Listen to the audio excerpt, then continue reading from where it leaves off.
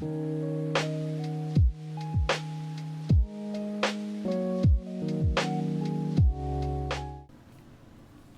do I even begin with this? Sorry if the video's weird at any point, the sound's weird, anything like that. I haven't done this for a long time. But this isn't a video I really want to make, but I feel like it's helpful, so here we are. Yeah, here we go. So, I had a dog for 16 years, and his name was Jack. He was a Jack Russell Terrier, and he was my best friend from the second I got him. And then 3 years later we got another dog who's actually down there right now, but called Blaze, who's also a Jack Russell Terrier, and they were best friends for 13 years, and it was all great. So then recently, the last year or so, my dog started aging quite rapidly, I would say. So like last year or so he started getting doggy dementia, which if you don't know is just like regular dementia basically, but they can forget where they are sometimes, don't know whether they want to be inside or outside, things like that. And he was starting to get some blindness, or is it cataracts, glaucoma? I don't know the exact medical term, but the grey eyes basically. So everything was fine until almost a month ago. One weekend, I wasn't in the room when it happened, but we suspect that Jack might have had a stroke or some sort of seizure. He didn't have full-on convulsions or anything, he just kind of laid there and didn't move for a few minutes, but he was breathing, he was fine. And then he got up and walked away, so we thought maybe just had a stroke, or maybe he had some symptoms of doggy dementia that we weren't aware of, but other than that, it was all good. Then the following weekend, he was in my room and he threw up, which isn't that serious for him, because sometimes he would just spit up, like plain water, sometimes just like some liquid or whatever, and it just meant that he was hungry, or maybe his stomach was upset. But this was like bright yellow bile, and at first I wasn't too concerned because again he did this a lot, but he usually would go cough, gag, and then he was fine. It's because he would self-soothe by licking one of his front paws, and I think he had like a hairball. But this time it was like full body, like moving when he was gagging. So he threw up. I picked him up. I tried to run outside so like he could throw up or poop or whatever he needed to do, and he just collapsed onto the ground down the step and started convulsing. He was shaking, twitching, his legs were moving, but he wasn't, even though his eyes were open, he wasn't conscious as far as I understand seizures. So his legs were like doing the doggy paddle, and he was on his side for 5 minutes and making weird noises. And then when I helped him up, one side of his body was paralyzed when he was walking. And I was like freaking out, being like, is this a stroke, is it a seizure, what's going on here? He walked it off and went and sat and had a sleep, so I was like, is this just an old dog thing? I'm not sure. Not to diagnose, but when Googling I found that sometimes older dogs do have seizures. There's also a middle ear thing, just like humans have, where it keeps their balance, and maybe he was off balance or something, and there was something the vets can do to like reset that. I can't remember what it's called. But yeah, so then the next day he had like a seizure for 10 seconds. This time it was like cow tipping. He just flopped on his side, tail and legs doing the paddle thing, and then he threw up and walked away again. I was starting to get like really concerned, but I called a vet and said, they said, that because it wasn't on the same day or whatever, that it wasn't an emergency, but if this kept reoccurring and happened multiple times in one day, then to call the vet. So I was like, okay, so I was just monitoring, watching him. The next day he had 1 in the morning at like 7 a.m. or something. This all started on like a 2 weeks before, and then it was a Friday, a Saturday, and then on this Sunday in the morning he had another one. My family were going out for that day, but I was watching him, and then he had 2 seizures within the same half an hour or something.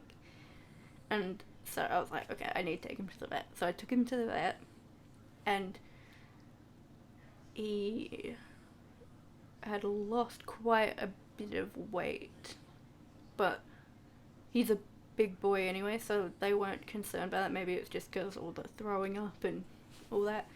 And so they took him to the back, and they did some tests and things, and they said they would call me when they found out. So then a few hours later, I get a call. He had become anemic, and that's why he was falling over and having these seizures. But the anemia was either kidney or pancreatic cancer. I feel my eyes watering. And obviously I cried on the phone because they were like, it doesn't look too good. But this was more like an emergency situation, so for now it's just like trying to get him to feel better for that time sort of thing. So then they said they'd give me another call when I could come pick him up. So I went to go pick him up a few hours later, and he had a little shaved spot here and on his neck. One was a catheter and one was to test his blood or something, and all the results were for his red blood cells or white blood cells, I'm not too sure, but whatever it is, one was very low and the other was something else was high, I don't know.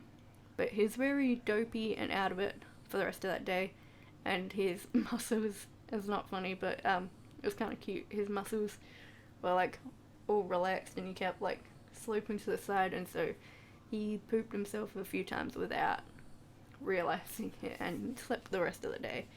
For a few days after that, he was just tired, and it was like maybe he's just out of it, and then we were like, well, there's not much we can do, because we did get seizure medication for him from the vet, but he's a fussy boy who's never taken medication ever in his life that I can remember, since maybe like heartworm medication or whatever when he was a puppy. But yeah, so he refused to take that, and yeah, so then this is where it kind of gets really scary. So when was it, last week? So like all of last week or whatever, I think it was. Sorry, all the days have kind of jumbled together, but it was like consistently multiple times a day, and every symptom he had got worse. So every time he had a seizure, he would throw up more, and it was always the bright yellow colour. He would fall over, the paddling, eye twitching, and then being extremely sleepy afterwards. Eating became, over the few days, he was not interested in food besides a few bites of like chicken, and that's it. And he just wasn't really doing much. Like, he already slept a lot because he was old, but this was like kind of sad. He was extremely swollen from all the cancer, and just his pancreas was just inflamed and stuff, so he would pee on himself sitting down, and then he would pee when he needed to go outside, and then come back in, continue peeing, like he didn't know what was going on anymore. I'm not sure if it was just because everything was deteriorating or not, but his vision seemed to get worse and worse, and I'm not sure if that was because he was getting more confused or, again, deteriorating health. But yeah, so then we were kind of in limbo, because it was like, what are we supposed to do? He won't take his medication, he's not eating, he's not very happy. We tried taking him on a walk, and he was too exhausted to really go for a walk, even though we tried. So we found a different vet that was recommended to us from my mum's friend from her work or whatever, and they basically said he doesn't have much long left because there are not really any treatments they could do because of his age. And so we were just like, it was a matter of when we were gonna euthanize.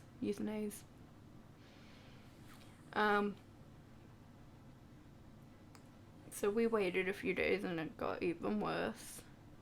And then he would whine when being cuddled. In some spots, his whole body was now really inflamed. He lost half of his body weight. And then we called and we booked it in, so 2 days ago. So this is kind of the part I wanted to talk about because you can imagine what it's like, but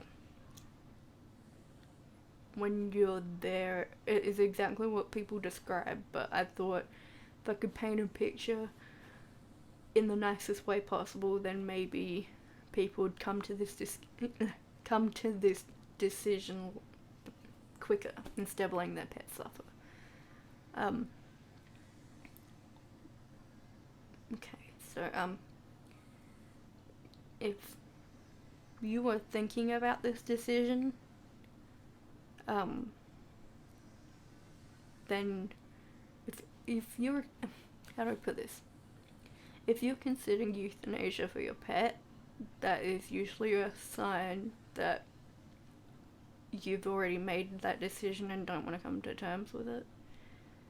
Because that's like the last thing you want to do for a family member. So what you want to do is obviously give your pet lots of love, but try not to feed them before you go to the vet because it makes them nauseous and it makes it a lot harder for the process. We took him with a blanket, and when we got there we let him walk around outside. We let him walk around outside for a bit. And then when our name was called, we went in. They put a catheter in him in another room and then brought him in. And they basically gave us a pamphlet with different options for burial, cremation, things like that. But the actual process goes like this. So they get your dog relaxed, make sure he's okay. They sometimes will have to give some sort of sedation beforehand if your pet is not cool with needles or whatever. And then when you're patting your pet, they slowly give them the injection. Your pet's heart will slowly stop and they will go to sleep. I watched it happen because I promised my dog that I would always be there for him, but it is a very, I'm glad I was there, but it's a very odd experience because you can watch life drain out of their face because their eyes are open and they're there and then they're not there.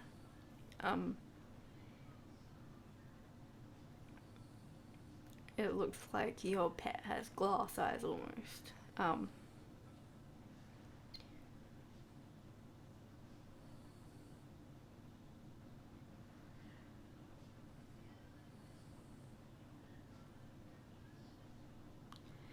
But yeah, I miss him so much. Like, I can't describe how much I love him. So I just wanted to make this video to remember him and also explain symptoms of what I experienced when it was an end of life situation for my pet, so that if you have any of these symptoms with your animal, then you can decide to take them to the vet and continue. If your pet has these symptoms, it doesn't necessarily mean they're dying or anything like that. It's just, if your pet has anything weird or wrong with them, please just take them to a vet, because you don't want any animal in your care to suffer. So yeah, thank you for watching. and take care of yourselves over this holiday break. So, thank you. Bye.